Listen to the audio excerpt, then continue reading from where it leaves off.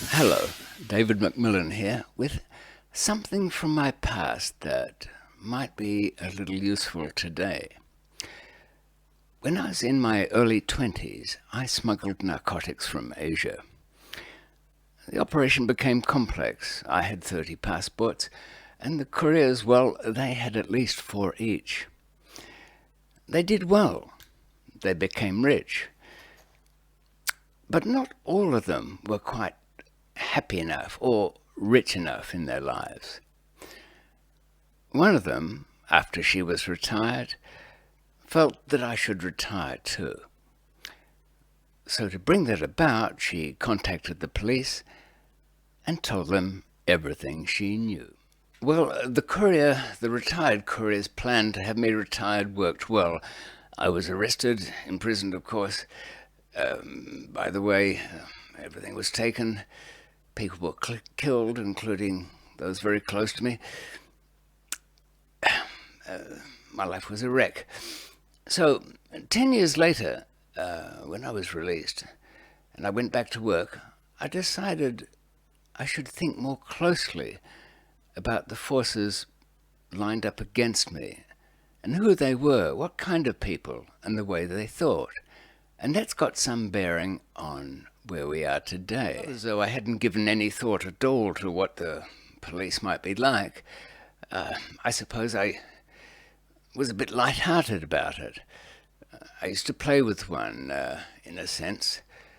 My house phone was being bugged, and at about 1 o'clock in the morning, I used to pick up the old-fashioned receiver in my hand, dial 1 to get rid of the dial tone, and have a chat to whoever was on night duty.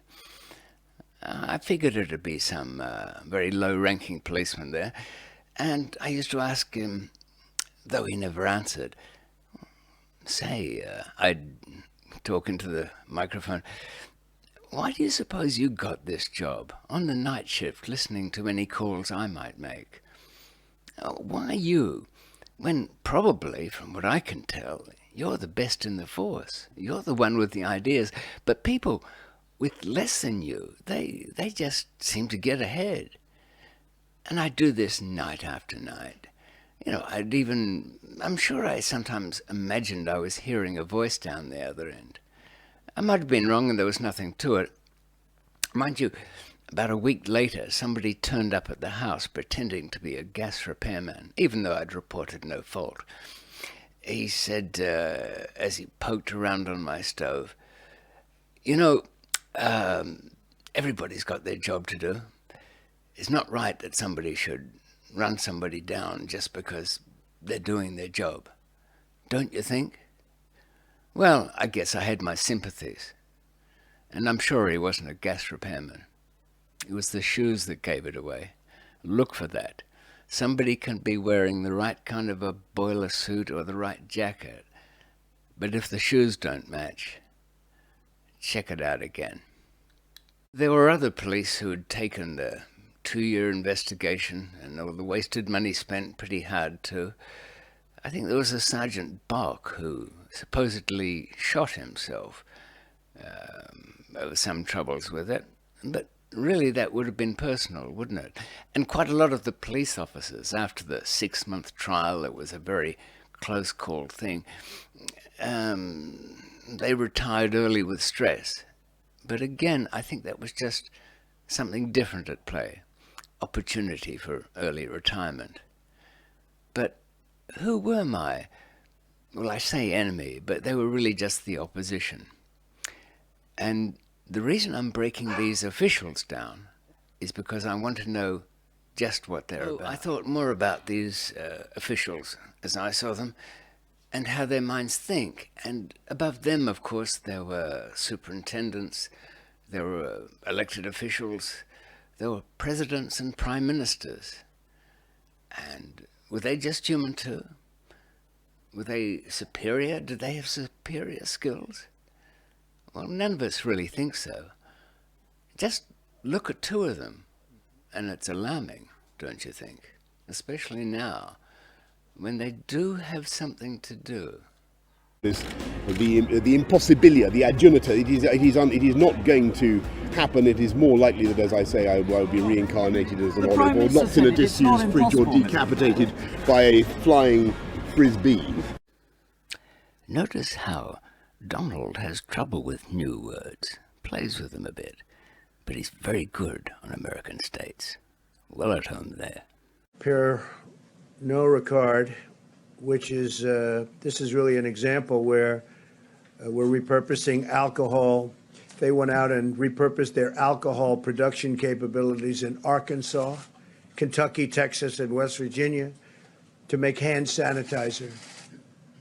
That's a big difference. And they've been unbelievable. They really have. Pernod Ricard. Their first delivery will be on Tuesday. It's going to go to various states. They're going to start, I think, in New York, and they're going to work their way around. They're making a tremendous amount of hand sanitizer at a very high level, too, by the way. But keep something in mind when it comes to leaders. They don't really lead. Even in dictatorships, the dictator passes on his order to, execute everybody who doesn't have a moustache. But often as not, it doesn't really get carried out, or it's his underlings that carry it out. And his chief underling has underlings of his own. It's kind of like democracy, but we go a step further. In a democracy, we don't let our top leader do anything at all. In a democracy, the top leader really has only one vital feature. That is the ability to get elected. They don't have anything else. I guess if I could get Donald Trump somehow to stop talking, I'd tell him this.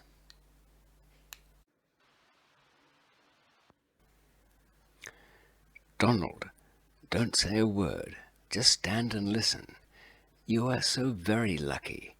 You might have plagiarized your way to a bachelor's degree in economics at Wharton, but you were close to ruining that family business you inherited. Lucky you're not a drinker, or there'd be nothing to land that TV job that inflated your ego. Lucky that in TV land there are fawning producers whose job is to fluff you up, to make good TV, no matter what they really think. No, Donald, listen. Lucky that people are superstitious. We think it is good to be close to you and do favors for the rich, because that might make us rich. But it was others who made you too big to fail. You're lucky that we will somehow overlook your jumble of words that flow when you speak and surrender to our superstitions to allow you to keep in the White House for another 4 years, because, with luck, you'll look good after the virus moves on, mutating into something else. You'll never mutate on us, will you, Donald? You're luckily as mutated as you can get. Luck, too, that in November you'll look like the safe bet as you survived, despite not having a clue you'll get through again. Donald, finally, I've got to ask, don't you think that you've just had the luck of the moment, being in the right place at the right time, that others don't want to be in the firing line? Surely you don't really have much of an intelligence. Please agree, it's got to be all luck, hasn't it?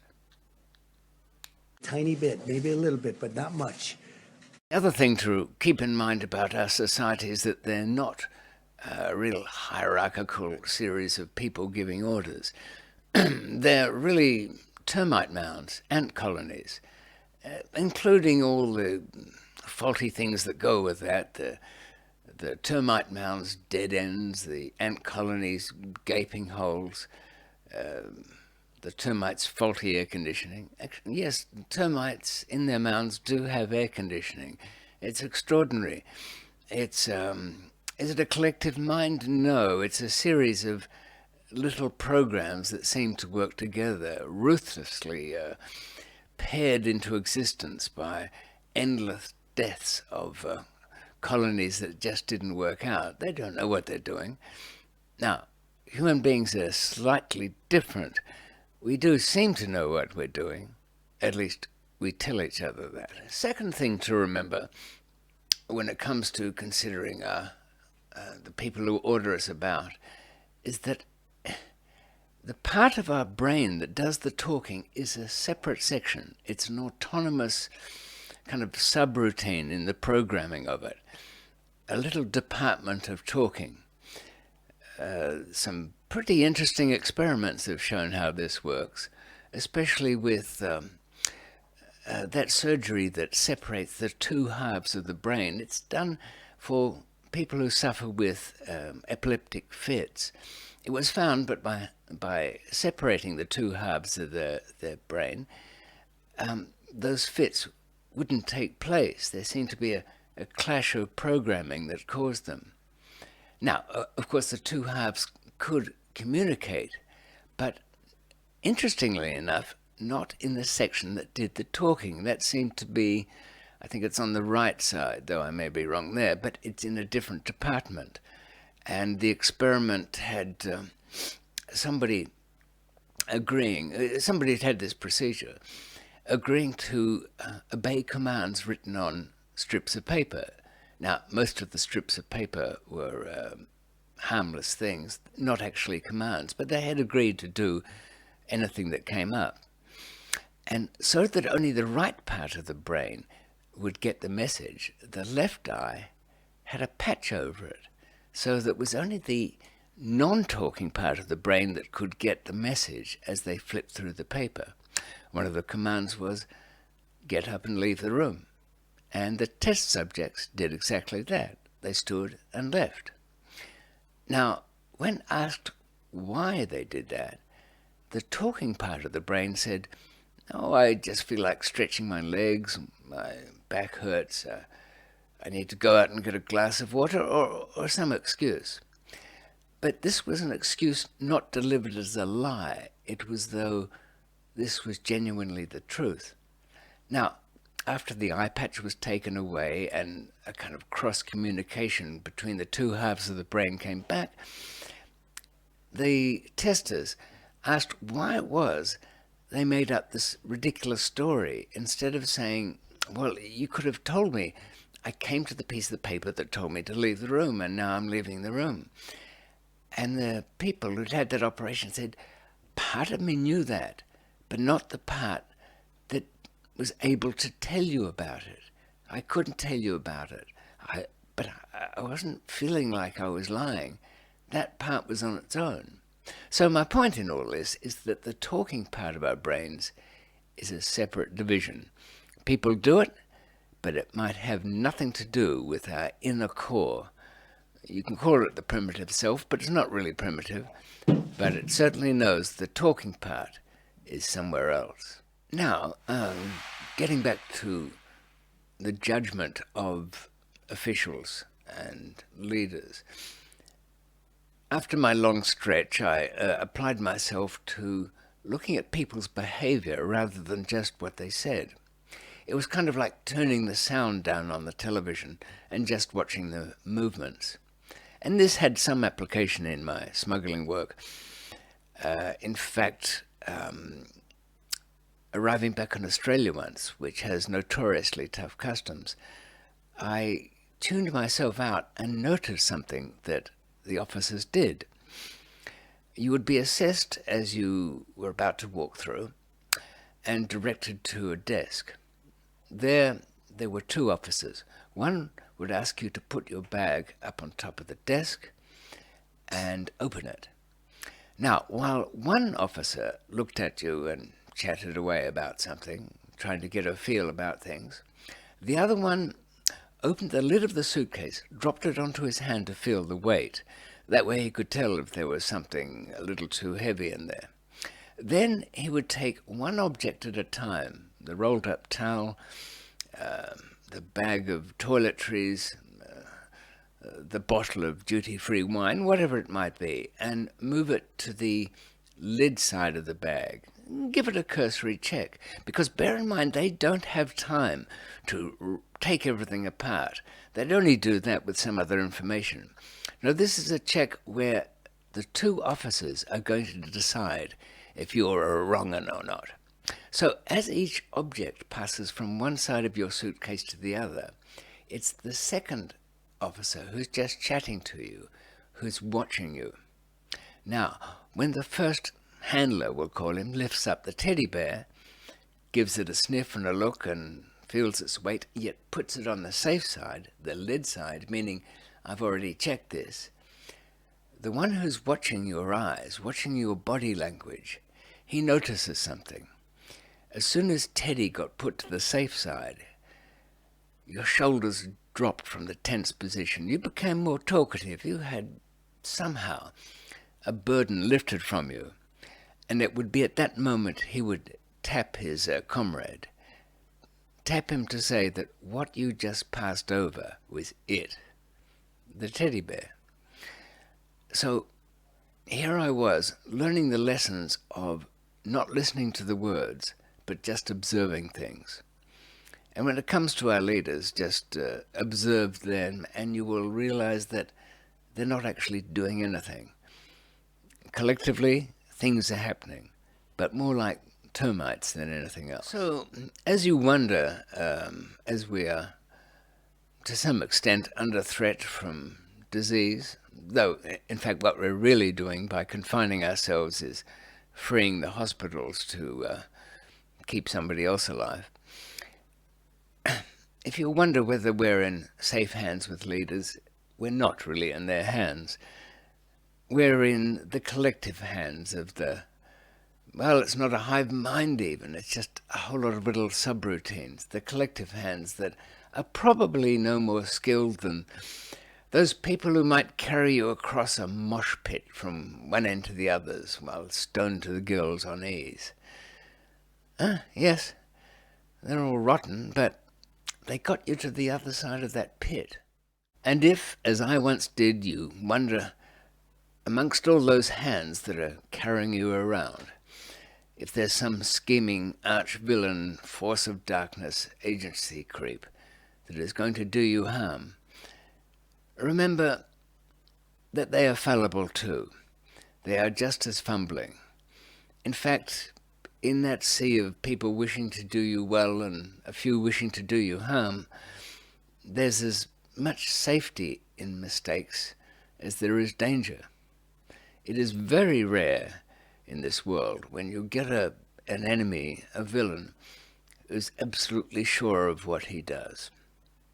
Though I once had ambitions in that direction myself. All in the past, of course. So enjoy the folly of our leaders, for it's not them.